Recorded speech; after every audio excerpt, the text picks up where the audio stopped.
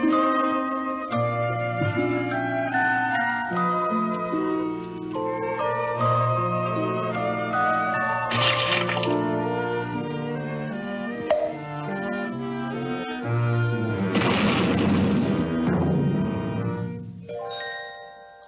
welcome to Moments with Mimi, and I hope you're having a great day.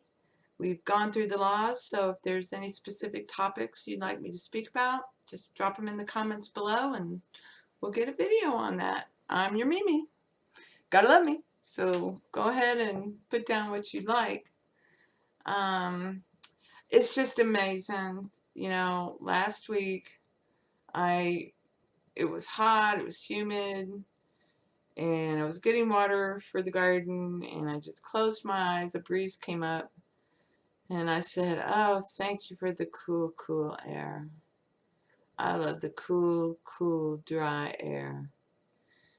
And next thing you know, instead of these two highs that were supposed to meld together and melt everybody, they split, and the jet stream came down to the rescue and brought this cold front all the way down to my area, Houston, Texas area, passed through us into the Gulf. Oh, it's marvelous. It's just marvelous. And I love it. So I'm enjoying that. The past 2 days have been wonderful, drinking the coffee out in the backyard. It's 66 degrees. Yes. It's been amazing and lovely. Uh, one of the things that you come to find out as you're, repeating your affirmations or prayers or your little ditties and songs and saying these things to yourself and changing your mind, flipping your mind, you're doing a 180, repenting. That's what repent means, to do a 180 in your thinking. That it's like one day you're just there, and it didn't come the way you thought it might come, how you thought it might reveal itself to you, but it revealed itself to you, and there it is. You know, people do this stuff and they note that they do this stuff, like with the weather, but they then, whatever nut they're trying to crack, it's just not happening. And yeah, it is. You just changed the weather, for crying out loud. You know, it's we all tell ourselves down here in Texas, oh, just wait 5 minutes, the weather will change. If you don't like the weather, just wait 5 minutes, the weather will change. I've grown up with that. And the reason being is because people like me do something like that, and something crazy happens that hasn't happened since the 1800s. It's great. You know, I saw a headline today. I didn't read the article. I'm not. I understand that I became aware that others were aware of climate change. I saw both sides of that coin. Uh, and quite frankly, that is the silliest thing in the world. It's the climate and it's perfect. And I think one of the reasons, that particular topic gets put in, we can get into the details, screw that, we'll get lost. But if you get back down to it, it's a victimizing thing, because there's nothing wrong with the climate. It's perfect. It's, they're impressing this upon the climate. And the more people agree and sign on and all this other stuff, okay, that's great for you. But I don't accept that you accept there's climate change. I accept that you now see that the climate is perfect and there's not a thing to do to it. You stop meddling. You don't want to meddle in it, because you'll just make it worse. And It's just a climate, and it's perfect because you're perfect. You're perfect, and the climate reflects you. So, you know, when you are full and you're full of divine love and consciousness and imagination, and consciousness is everything that ever was or ever will be. The universe and the world and everything is inside you. You are full. There is absolutely nothing to desire. To desire something is a hunger and a thirst. And that's why, like in the Greek mythologies, in the Roman mythologies, they drank, nectar and ate ambrosia, food of the gods. That's your imagination. You go in there and eat, and then you come out and it appears. It's magic. It's wonder. It's imagination. And imagination provides all. And once you accept just that one concept, which was something that Neville really pushed towards, is all you need to believe is that your imagination is God in you, and the two of you are one. Yeah, that's the lowest common denominator. And that everybody else is compelled to bring it to you. And he was willing to accept, whatever, thieves, murderers, whatever, poverty. It's all part of the show, and I will always turn to imagination. Done. But in the Bible, it states the golden rule and the Shema are the two commandments. And the Shema is know that consciousness and imagination, the Lord our God, the Lord is one. There's only one. Okay? And each one of us is one, a fractal. This is what science calls it, a fractal, a perfect, replica of the other. And you have all the abilities of the whole. So crystals, breaking fractals, a little fractal of it, the larger crystal is the same as the larger crystal. It's that kind of thing. So that's what you are. You are God in man, and there's one man, one consciousness, with one imagination. That imagination went inside of, and that man thought of you, and you're a man, and now you're imagining, and it's like a Russian nesting doll, and you're the limit of contraction. So you can look at this a billion different ways, like we're a coral reef, and there's the yellow coral and the blue coral and the red coral, but we're all just coral, and we're all doing our thing, beeping along. But the difference between coral and human beings is when you're just a human, you're like that coral. You're just beeping along, being the best human you can be, da-da-da-da-da, finding food, drinking water, making babies. It's a lot like the popular song right now, which is Baby Shark, right? That's what sharks do. That's what you do. It's being a mustard seed. I'm going to be the best mustard plant. I'm going to be the best mustard plant. Baby shark, do do do, baby shark, do do do, baby shark, do do do, baby shark. You're being the shark.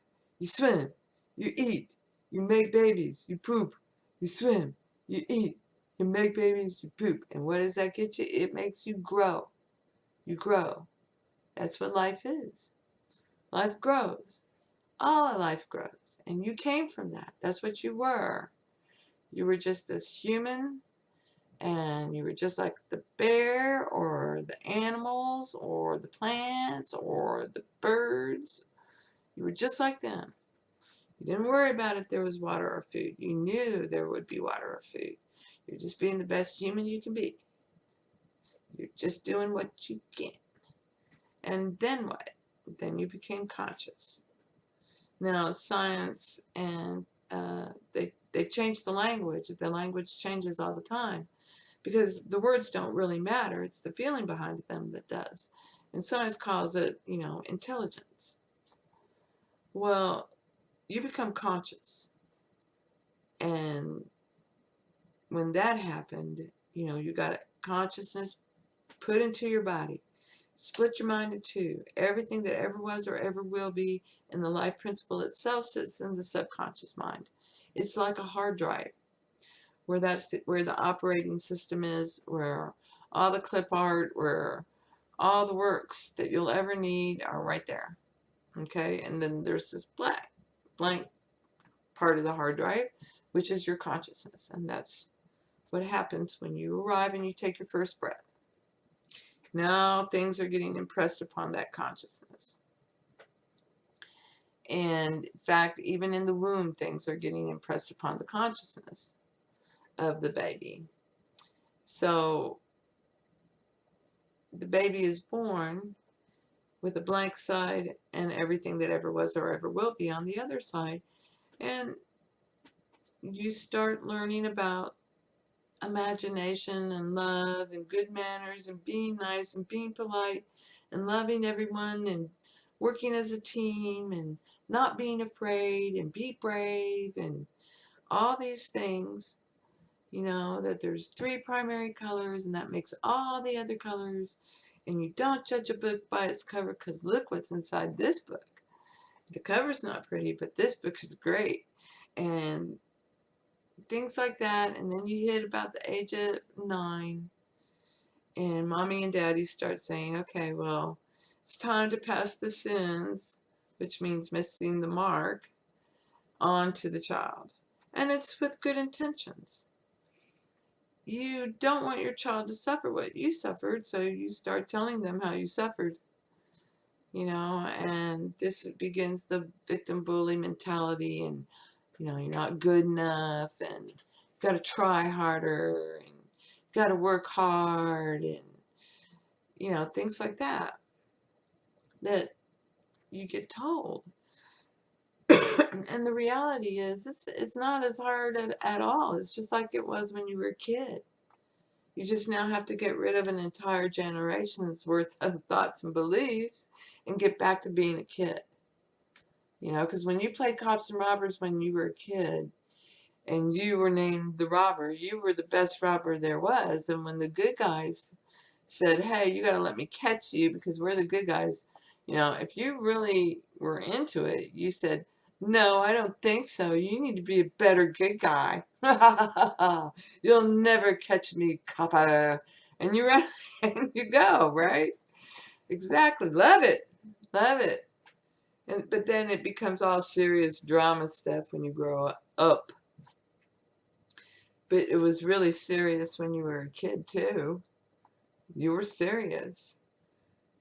It's one of the great things I love about the Batman movie with the penguin, because you learn the penguin's backstory. It's really kind of enlightening. So most of the time it's about, something that just keeps coming up in your consciousness that you don't like. And this is where we get into intimate messengers. Your spouse and your friends, your family, are your intimate messengers. They are telling you things that you believe and things that you don't like. What they're telling you are things that you need to go within and change, and that's how they change. So they can't change it all until you do. And a lot of people don't want to admit that it's them who are seeing this, and if you step back and look, you can see what story they sold themselves. Oh, he's living 1984 and he's living in the Cold War spy era and he's living over here in World War II, and heck, they're back in the 1950s, if not the 1850s, and on and on it goes. You can see it. Oh, he's living Minority Report, and he's living Terminator, and it's all there. It's all there, you know? I mean, 9/11, Twin Towers went down in many a game, artwork, movies. It was bound to come down. You know, you just never know the ineffable plan. And really, deep down inside, you do.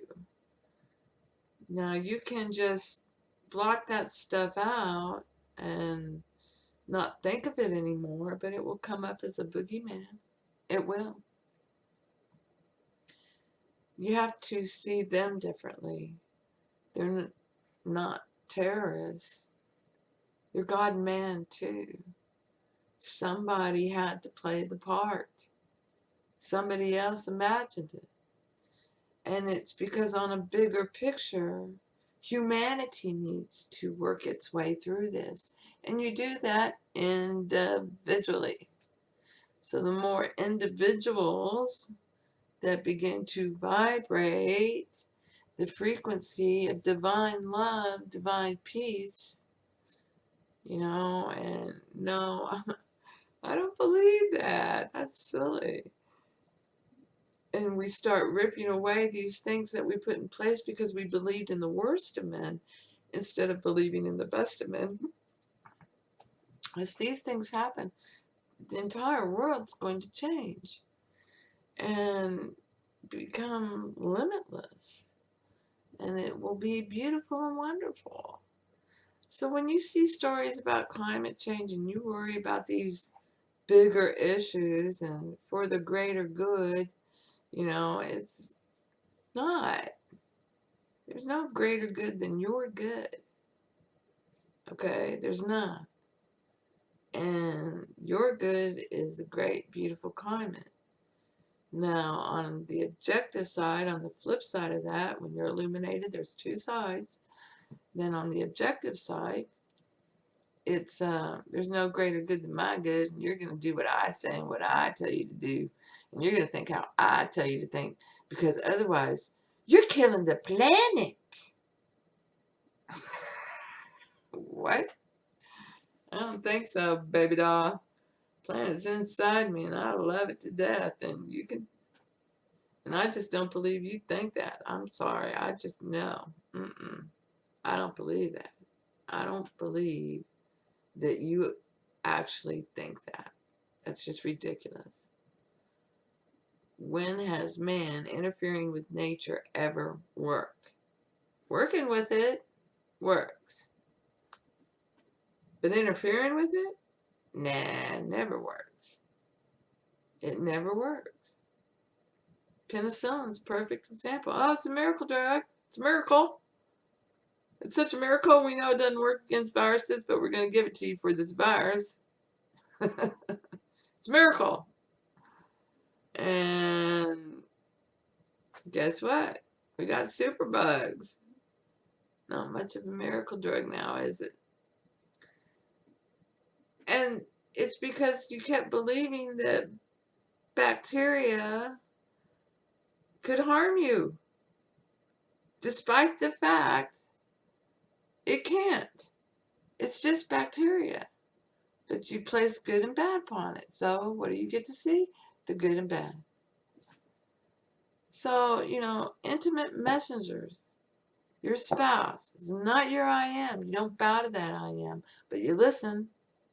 They're giving you a message. And you think about it. If they're saying something that's tweaking your chain, that's just, you know, then you need to go see them differently. Or you need to think about, you know, why does that bug the shit out of me? You know, and then change it. So I hope this helps. Blessings to you. And thank you for being you. Take care and have a great day.